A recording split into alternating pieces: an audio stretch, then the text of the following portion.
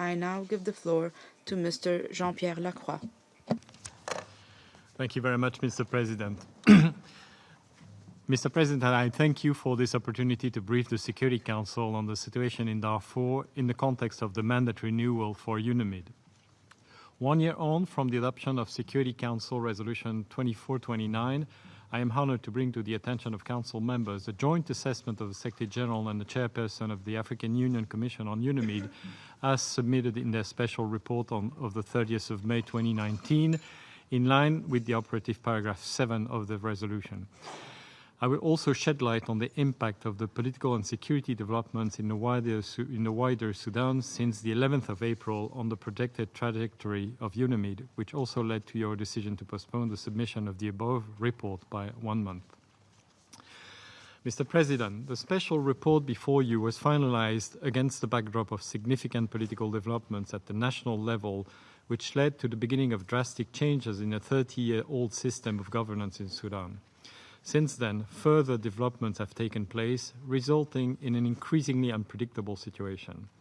What started in December 2018 as social unrest triggered by socioeconomic grievances led to the removal of President Al-Bashir on the 11th of April and the subsequent takeover by Transitional Military Council, TMC, who are currently negotiating with the umbrella opposition group of the Declaration of Freedom and Change, DFC forces, on the nature and the structure of the governance system.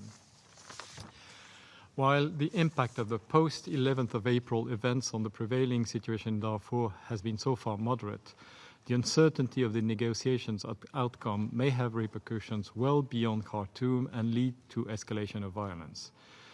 The 3rd of June attacks and killings of civilians, which these councils condemn, exemplify the risks. Further, the reported perpetration of such violence by actors such as the Rapid Support Force, RSF, who are closely linked to Darfur, is worrisome for its civilian population there. I should add that while the mission and its leadership are doing their utmost to maintain normal interactions with the current authorities, the prevailing fluid situation in Khartoum makes it more difficult for the mission to pursue these contacts on a regular basis. In the above context, I would bring to the Council's attention 2 specific challenges faced by UNAMID to date, which have unmistakably impacted its operation. Namely, first, the looting of El Janina super camp on the 14th and 15th of May by civilians and members of the Sudanese security forces, which was reported to the Security Council in detail. And second, the TMC Decree 102/2019 of the 13th of May, requesting UNAMID to hand over all camps to the Rapid Support Forces, which is in contravention to the UN rules and procedures. Given these developments, we have had no choice but to suspend the handover of UNAMID sites to the Sudanese authorities until the TMC decree is rescinded. In the meantime, we are putting in place plans and measures to prevent future incidents similar to the El Janina looting. Mr. President, against this backdrop, allow me to briefly introduce the main findings of the Joint African Union-United Nations assessment as reflected in the special report. The conflict trends in Darfur remain the same since 2016. The only rebel group active there, SLA Abdul Wahid, is constrained to pockets of Jebel Mara, has limited operational capabilities, and is increasingly fragmented by infighting factions. The other 2 rebel groups, SLA Mini Minawi and Jem Jibril, while having lost their foothold in Darfur, remain active in the region and have become part and parcel of the Libyan conflict. While the assessment concluded that overall the intercommunal violence has visibly declined, the conflict drivers related to access to land and resources, environmental degradation, and violation of human rights need to be further addressed. The Darfur political process is in a stalemate, despite a brief breakthrough in December last year achieved through intensive negotiations led by the African Union Commissioner for Peace and Security. In the meantime, the implementation of the Doha document for peace in Darfur continued, albeit at a slow pace, and the Darfur internal dialogue and consultations process was completed in all Darfur states at the locality level, formulating specific proposals for durable solutions for internally displaced and sustaining peace in Darfur. The current context features a limited capacity of law enforcement and rule of law institutions, a prolonged humanitarian crisis with some 1.5 million displaced persons living in camps, 90% of whom cannot afford more than one food basket per day, and few viable development programs. This confluence of factors requires a comprehensive approach beyond peacekeeping. The Security Council acknowledged this shift since its Resolution 2363, which called for the reconfiguration of UNAMID along the two-pronged peacekeeping and peacebuilding approach. Last year, the Security Council Resolution 2429 endorsed the transition concept and supported the State Liaison Functions, SLF, as its implementation vehicle along 4 peacebuilding priorities, while further reducing the footprint of the peacekeeping component.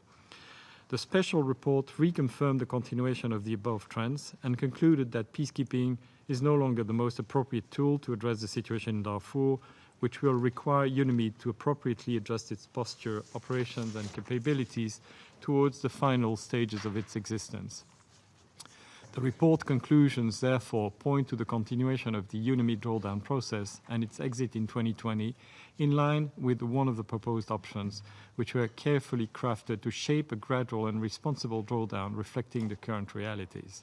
In addition, to ensure that this process corresponds to evolving realities on the ground, the assessment report proposes a review by November 2019. Moving forward, attention should be paid to the conflict drivers, namely access to land and resources, climate change and environmental degradation, and human rights and protection. In this context, human rights violation, conflict-related sexual violence, and sexual and gender-based violence remain a significant challenge, and for this reason, the assessment report proposes specific medium and long-term benchmarks. The State Liaison Functions Framework, which this Council endorsed last year to focus on rule of law, resilience and livelihood solutions, and immediate service delivery for internal displaced persons, will ensure the continuity of our intervention beyond UNAMID. With the final exit in mind, the strategic assessment revisited UNAMID's priorities to focus on 1. The revitalization of the political process, including through an updated UN-AU strategy on the Darfur peace process. 2. The strengthening of Sudan's rule of law institutions. And 3. The support to the long-term stabilization through durable solutions for internally displaced and a sustainable rights-based approach for the Darfur population. In this context, the mission would enhance the role of the state liaison functions as an innovative integration mechanism of the whole-of-system approach. Finally, we called upon the Security Council members to carefully consider the options for the drawdown and liquidation of UNAMID in accordance with the guidance provided in Resolution 2429 and in the light of all the above considerations. Thank you very much, Mr. President. أشكر السيد. I thank Mr. Lacroix for his briefing. I now give the floor to Mr. Andrew Gilmore.